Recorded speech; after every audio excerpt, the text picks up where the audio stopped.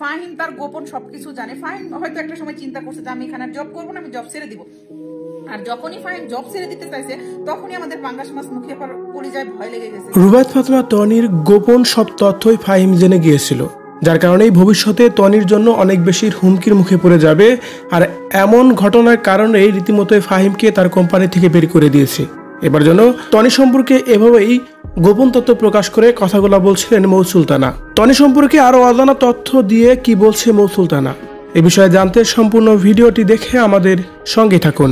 আইনের আওতায় এনে পুলিশের ভয় দেখায় ফাহিমকে তাড়িয়ে দেওয়া হয়েছে। যদিও ঘটনাটা সত্যি না, ঘটনাটাতে কিছু মিথ্যা আছে। আমাদের পাঙ্গাস মাছ মুখে আপা কিন্তু সত্য কথা বলে না। সোশ্যাল মিডিয়া ঢুকলে যেন দেখা যায় মৌ সুলতানা এবং কি তনির একে অপর বিরুদ্ধে কথা বলছে, একে অপরকে সবসময় রীতিমতো ধুয়ে দিচ্ছে। তেমনই সম্প্রতি সময় আরেকটি ভিডিও দেখা গেল, যেখানে মূলত ফাহিমকে নিয়ে কথা বলতেই তনিকে নিয়ে কথা বলেন মৌ সুলতানা। তিনি বলেন, তনি তার নিজের গোপন সব তথ্য ঢাকার জন্যই, গোপন সব কুকর্ম ঢাকার জন্যই ফাহিমকে তার কোম্পানি থেকে বের করে দিয়েছে। ফাহিম একাই ইচ্ছা করে যায়নি। আর অন্যদিকে যে ফাহিম বিজনেস দিয়েছে, সেই বিজনেসের টাকার উৎস কি সেটা নিয়েও প্রশ্ন তুলেছে মৌ সুলতানা। শুধু তাই নয়, গণমাধ্যম কর্মীদের উদ্দেশ্যে মৌ সুলতানা এ সময় বলেন, আপনারা সবাই তনি সম্পর্কে ভালোভাবে খোঁজখবর নিয়ে দেখুন।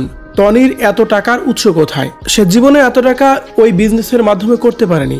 অনেক অবৈধ পথে সে টাকা এনেছে, তা না হলে সাদাত রহমানের সব টাকাই সে মেরে দিয়েছে একাই। এদিকে ফাহিমের কথা বলতে গিয়ে তিনি বলেন, ফাহিম তো শুরুতে অনেক সহজ সরল এবং ভদ্র একটা ছেলে ছিল। তার কাছে আসার পর থেকেই তো ফাহিম ধীরে ধীরে অনেকটা নষ্টের পথেই চলে গেছে ধরা যায়। শুধু তাই নয়, তনির সাথে ফাহিমের অনেক ঘনিষ্ঠ সম্পর্ক ছিল, যে সম্পর্কটাকে একেবারে নিঃশেষ করে দেওয়ার জন্য মিথ্যা অপবাদ দিয়ে তনি তার প্রতিষ্ঠান থেকে বের করে দিয়েছে ফাহিমকে। তার কারণ সিদ্দিক কখনোই চায় না যে ফাহিম তার আন্ডারে কোনো কাজ করুক, কারণ সিদ্দিক খুব ভালো করে বুঝে গিয়েছিল যে তনির সাথে ফাহিমের অবৈধ কোনো সম্পর্ক আছে, যার কারণেই দুজন মিলে ষড়যন্ত্র করেই ফাহিমকে অপবাদ দিয়ে তার কোম্পানি থেকে তাড়িয়েছে। আর এইভাবেই যেন অভিযোগ তুলে কথাগুলো বলছিলেন মৌ সুলতানা। ভিউয়ার্স, মৌ সুলতানার কথাগুলোকে আপনি কিভাবে নিচ্ছেন? সত্যি কি ফাহিমের সাথে তনির কোনো অবৈধ সম্পর্ক ছিল, যার কারণে ফাহিমকে এভাবেই খেসারত দিতে হলো? অবশ্যই আপনার মূল্যবান মতামত কমেন্ট করে জানাবেন কমেন্ট বক্স।